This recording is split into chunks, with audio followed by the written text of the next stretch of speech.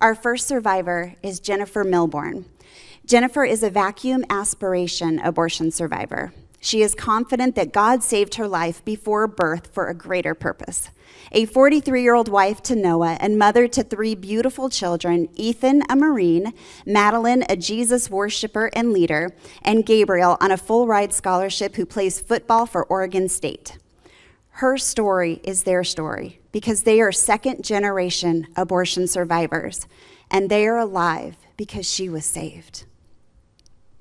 She loves to travel, share her story on behalf of the Abortion Survivors Network and Ambassador Speakers Bureau to speak truth to the lie that abortion is health care. Jen says, "I am not a disease that needs to be taken care of." Please welcome Jennifer Milbourn.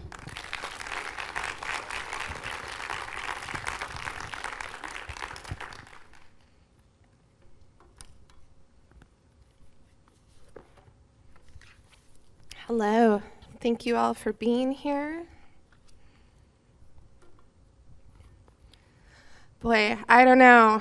If that video doesn't prick your heart, I don't know what will, because I've probably watched it 20 times, and every time I do, I start crying.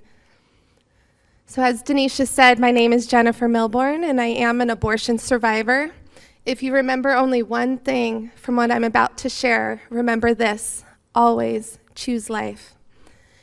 In April of 1978, I survived a vacuum aspiration procedure. My biological mother asked her sister to drive her to a clinic in Illinois, but due to the size of my head at the time, the procedure failed. My biological mother was an alcoholic, and despite all odds, I was born full term and adopted by my biological mother's sister.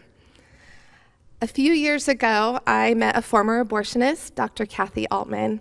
She now speaks and advocates for pro-life. We talked and became friends, but in the conversation, she gave me some chilling facts about the abortion procedure that I had survived, mainly that crushing the skull to finish the procedure was in practice at the time of my abortion procedure, but it wasn't as common back in the 70s as it is today. She mentioned that if she had been my abortionist, she would have been able to complete the abortion, which means I wouldn't be alive. And my 3 children, they wouldn't be here either. Always choose life. From a very young age, I was told I was adopted, which I am thankful for. But one day, my adopted mom unintentionally shared my abortion survivor story. We were out shopping one day, and I innocently asked her, "Tell me something I don't know about myself." And that is when she, without any emotion, blurted out that I had survived an abortion. She kept it very brief as I began to cry and told me to forget about it, which I did up until a few years after her death. Now, I know it sounds harsh, and that's not my intention in saying that, because she was not equipped to handle the amount of pain that came from me. Her death acted like a release for me to finally deal with the trauma of having survived an abortion attempt in '78. Now, my parents didn't raise me in a religious home. They weren't against God, but they just didn't feel church was for them. But after meeting my husband, we began to attend a church, and I found a relationship with God that I needed. One day in 2011, I was cleaning my bathroom, and I felt a small, still voice speak quietly to me and challenge me to forgive my birth mom.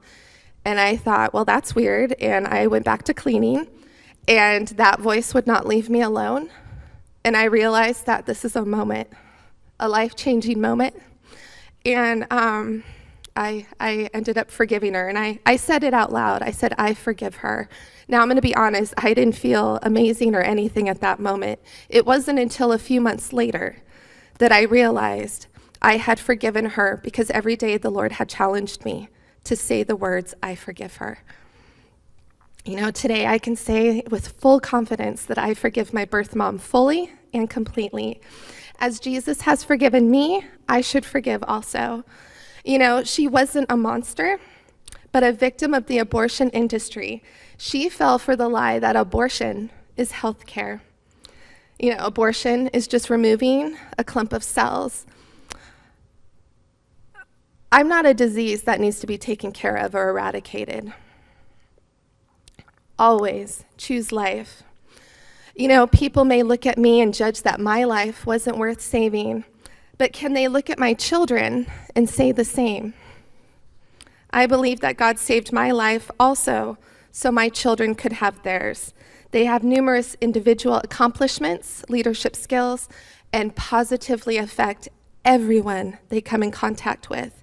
They are second-generation abortion survivors and world changers.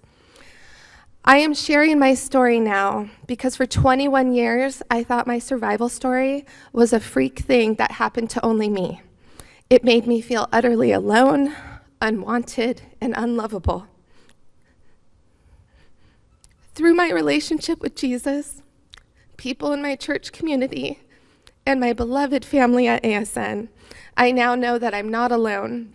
I have a purpose and destiny to help save lives, no matter how small or inconvenient. As the Community Engagement Coordinator for Abortion Survivors Network, I focus on creating ways for our community of abortion survivors to connect, create healthy, life-giving relationships, and become more empowered. We understand the emotions that come with surviving, the feeling of being rejected, and the sense of being placed so close to death by the ones who should protect us. We can never go wrong if we support innocent life. God spoke, and his words created life. If we are truly his followers, then our actions will reflect him. So in every situation that we encounter, always choose life. Thank you.